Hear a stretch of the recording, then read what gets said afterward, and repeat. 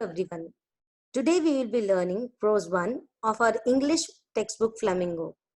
The name of the lesson is The Last Lesson, and this lesson has been written by Alphonse Daudet.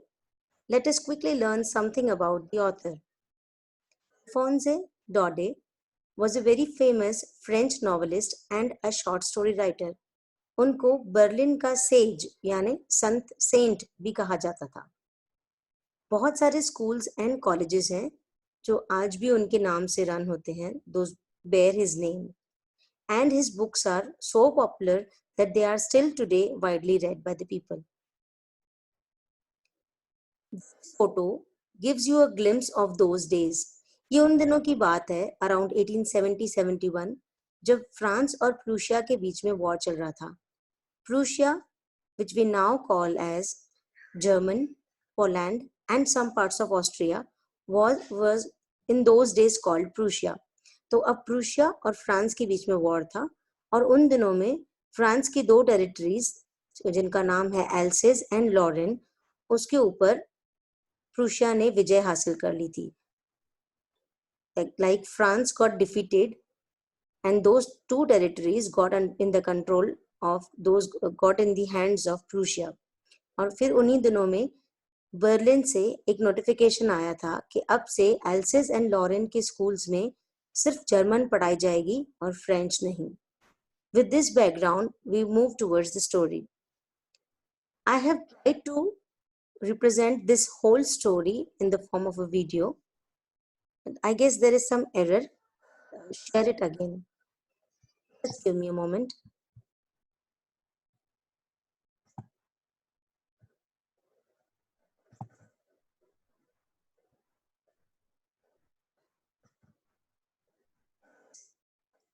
Story goes like this. Franz is a little boy. ये जो France है वो हमारी story का narrator है. Let me make this point very clear that Alphonse Daudet is the author. लेकिन उन्होंने जो स्टोरी लिखी है उसमें उस स्टोरी को नरेट करने वाला एक छोटा सा लड़का है जिसका नाम है फ्रांस, FRANZ, फ्रांस. फ्रांस जो है वो बहुत जल्दी में अपने स्कूल की तरफ आगे जा रहा है और वो डरा हुआ है. क्यों डरा हुआ है? बिकॉज उसकी टीचर ने, प्रोफेसर M. हेमेल ने उनको फ्रेंच पार्टिसिपल्स लर्न करने के लिए बोला था, उसके रूल्स लर्न करने के लिए बोले थे. And he was supposed to give a test today, लेकिन he was an easy going boy, तो उसने पढ़ा नहीं था ऑब्वियसली, तो वो विदाउट एनी प्रिपरेशन स्कूल जा रहा था. स्कूल जाते जाते उसके दिमाग में ऐसे ऐसे थॉट्स आ रहे थे बिकॉज उसने देखा कि जो बाहर का जो एटमॉस्फेयर है that was very bright and radiant. वो अच्छा, it was a warm day और वहां पे क्या हो रहा था, जो जैसे परफॉर्मिंग, सॉरी,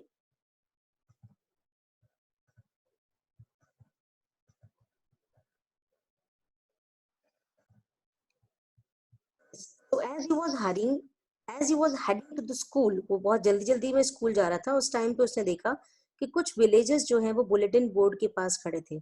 बुलेटिन बोर्ड क्या था? इट वाज द मेथड जब उन दिनों में जो भी न्यूज आती थी वो बुलेटिन बोर्ड पे स्टिक कर दी जाती थी and people used to read them. तो उसने देखा कि सारी जो भी बैड न्यूज थी it used to come through that bulletin board only. लेकिन as he was in a hurry, तो he did not bother to wait and read the news और वो अपने स्कूल की तरफ चला गया. Okay, so he left the bulletin board unread and he moved ahead to the school. लेकिन आज जो स्कूल था वो एकदम अनयूजुअल लग रहा था. जो स्कूल था वो रोज की तरह, हमेशा की तरह जो हसलिंग एंड बसलिंग होती थी स्कूल में, वो आज नहीं थी. He could not hear the sounds of the unrest that is normally caused in the opening hours of the school.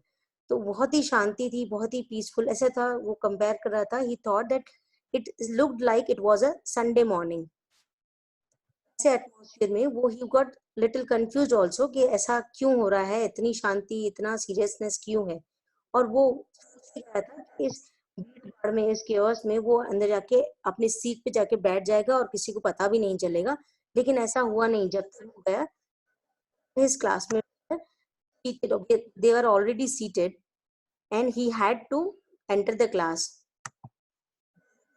Enter हुआ तो he was very embarrassed because उसको लगा था कि the professor would scold him for coming late and also for not preparing the test. But on the contrary क्या हो गया, जो प्रोफेसर थे उन्होंने इसको बहुत ही काइंडली आके बोला कि अंदर आके बैठो, we were about to start without you all. So he just got seated. वैसे ही बैठा वो अपनी एम्बेरसमेंट, अपनी ब्लशिंग के साथ, तो उसने क्या नोटिस किया, उसने नोटिस किया कि प्रोफेसर एम हेमल जो थे वो आज कुछ अनयूजुअल कपड़ों में थे। बिकॉज नॉर्मली वो जिस तरह के कपड़े पहनते थे, today he was not in those clothes. Today he was wearing a green coat, a frilled shirt and a small silk cap. ऐसे कपड़े वो नॉर्मली स्पेशल ओकेजन्स पे पहनते थे, special occasions like inspections, special occasions like prize distribution ceremonies, etc. So ये एक और confusion उनके दिमाग में आ गई, फ्रांस के दिमाग में, कि ये क्या हो रहा है, why this is so unusual। फिर जैसे ही वो अपने सीट पे बैठे तो उनको एक और अजीब सी चीज देखने मिली कि जो लास्ट बेंचेस थी क्लास की, नॉर्मली वो एम्प्टी रहती थी, लेकिन आज बेंचेस पे बैठे हुए थे, because those come there to study French for the last day. अब ये जो सस्पेंस है वो यहाँ पे खुलेगा आगे। जैसे ही सब लोग को देखा उन्होंने, देवर सीटेड, देवर, तब उस टाइम पे प्रोफेसर एम हेमल ने अपना लेक्चर स्टार्ट किया।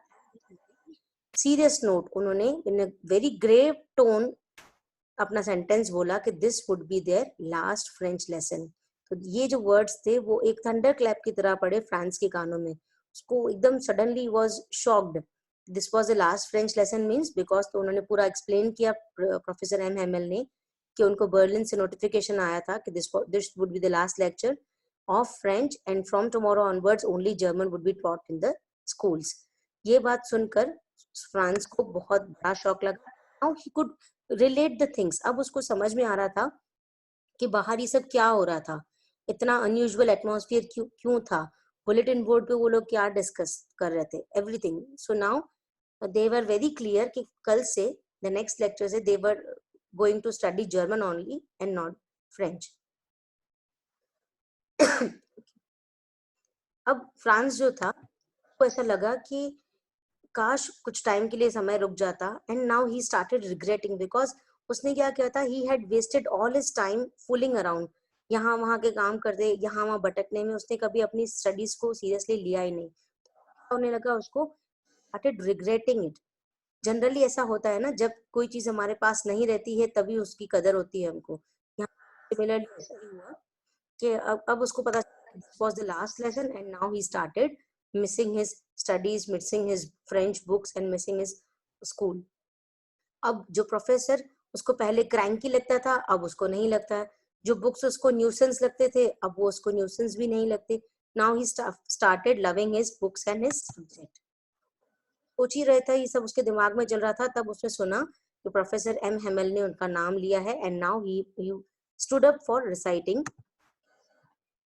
जैसे ही वो स्टार्ट हुआ तो ही वाज कंप्लीटली अनप्रिपेयर्ड, इसीलिए उसने एरर्स के साथ, मिस्टेक्स के साथ रीड करना स्टार्ट किया। लेकिन फिर भी, और उसको ये शर्मिंदा भी था, he was like, he was ashamed of, he was embarrassed of making so many errors।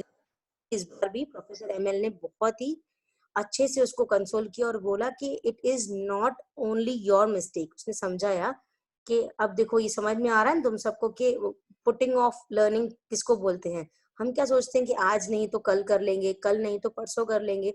So we have a tendency of putting off things. जब भी हम कोई काम को पुट ऑफ कर देते हैं, बाद में के लिए रख देते हैं, तो the things get piled up. और इसीलिए बोलते हैं ना, procrastination is the thief of time. यही सेम सिचुएशन थी। प्रोफेसर उनको बता रहे थे कि इस ये ऐसा होता है लर्निंग को पुट ऑफ करने का नतीजा। लेकिन फिर एम हेमल ने फ्रांस को नहीं दिया। अब फ्रांस, प्रोफेसर एम हेमल ने उनको बताया कि अब जो लोग हैं वो तुम्हारे ऊपर हंसेंगे। जो प्रूशिया से आएंगे लोग, वो क्या बोलेंगे कि तुम अपने आप को फ्रेंच बोलते हो, तुम अपनी लैंग्वेज, खुद की लैंग्वेज न बोल सकते हो न लिख सकते हो, and you call yourself French. लेकिन फिर भी प्रोफेसर एम हेमल ने बोला कि it was not just France fault. उसमें दूसरों की भी गलती है। किसकी? दूसरों की, लाइक तुम्हारे पेरेंट्स की भी। बच्चों के जो पेरेंट्स होते हैं, दे वर गिल्टी टू, क्योंकि वो लोग चाहते थे कि उनके बच्चे जो हैं वो उनको फार्म में या मिल में आके हेल्प करें रादर देन अटेंडिंग स्कूल। उनके पेरेंट्स को ही नहीं, प्रोफेसर एम हेमल ने खुद को भी इक्वली रिस्पॉन्सिबल बताया, क्योंकि वो भी क्या करते थे, he used to give them holiday.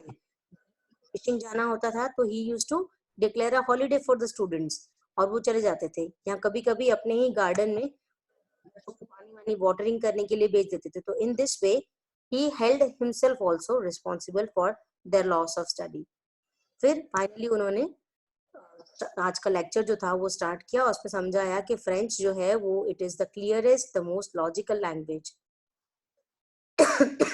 उन्होंने ये भी बताया कि फ्रेंच अगर हम अपनी लैंग्वेज को भी होल्ड करके रख रहे हैं तो हम ऐसा चीज मिलेगा, एक ऐसा कॉर्नर होगा जो अभी भी हमसे कोई नहीं छीन सकता। दो जर्मन ने हमारे ऊपर रूल कर दिया, लेकिन फ्रांस हमारा है, फ्रेंच लैंग्वेज हमारी है, तो we should have written at least one part of their freedom. Okay, then अब आज के लेक्चर में एकदम सब कुछ सडन था, सब चेंज था। अब फ्रांस जो है he was enjoying every word that professor M Hamel uttered. जो भी वो बोल रहे थे वो ध्यान से सुन रहा था और ध्यान से समझ रहा था। सर एम हेमल भी आज से पहले उन्होंने इतनी जील, इतनी एंथुसियाज्म से कभी नहीं पढ़ाया था। सो दिस दोनों साइड से it was like from both the ways, the students were also equally interested and the professor was also teaching with a great zeal and enthusiasm. फिर एक पॉइंट ऐसा आया जब फ्रांस ने अपने प्रोफेसर को देखा, और प्रोफेसर को देखकर उसको ऐसा फील हुआ कि लाइक प्रोफेसर जो है वो ही वाज वेरी डिप्रेस्ड, और वो क्या करना चाह रहे थे, वो अपने माइंड में he was taking mental pictures, mental photographs ले रहे थे, बिकॉज कल उनको सब छोड़ के जाना था। पिक्चर्स अपने दिमाग में मेमोरीज क्रिएट कर रही थी, was storing memories to be cherished. सो गया है प्रोफेसर एम हेमल की सिस्टर भी, she was packing the bags because they had to leave the school the very next day.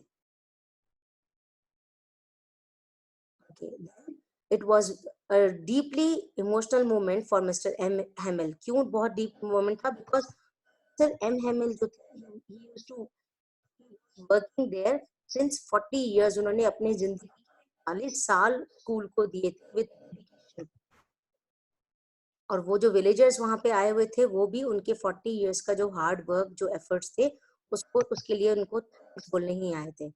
Finally M Hamel ने अपना लेसन कंप्लीट किया, वो खड़े हुए, he wanted to say something, लेकिन क्या हो रहा था, because of grief, because of deep sorrow, the words struck into his throat, मतलब वो बोल नहीं पा रहे थे। He wanted to say something but he could not say, he could not utter a word. तो उन्होंने क्या किया, with all his courage, with all his strength, he gathered all his strength, और उसी strength के साथ उन्होंने चौक लिया और बोर्ड पे कुछ लिखा। और what were his last words? Words were "Vive la France." Vive la France मतलब long live France। ऐसे ये जो वर्ड्स थे बोर्ड पे, he wrote as big and as clear as he could। इस तरह से लेसन एंड होता है। With this we come to the end of the story, but discuss the story. Okay, so we just finished the story. Okay, this slide also you can imagine उस time पे कैसा था scenario. That shows France है, Lauren कर लिया था। तो अब जर्मन एम्पायर का रूल था इसके ऊपर, और यहाँ पे नोटिफिकेशन आ गया था, तो जर्मन ही पढ़नी थी, नहीं पढ़नी थी। क्या होता है, जब हमारा कोई लास्ट दिन आता है, जब वो उनको पता चल गया कि अब इसके बाद उनको फ्रेंच नहीं पढ़ना है, तब उनको अपनी लैंग्वेज के लिए जो लव था वो फील होना, वो समझ में आने लगा उसको, उनको अपनी लैंग्वेज की इम्पोर्टेंस क्या थी। Last words that Professor M. Hemmel wrote on the board. This vocabulary में यहाँ पे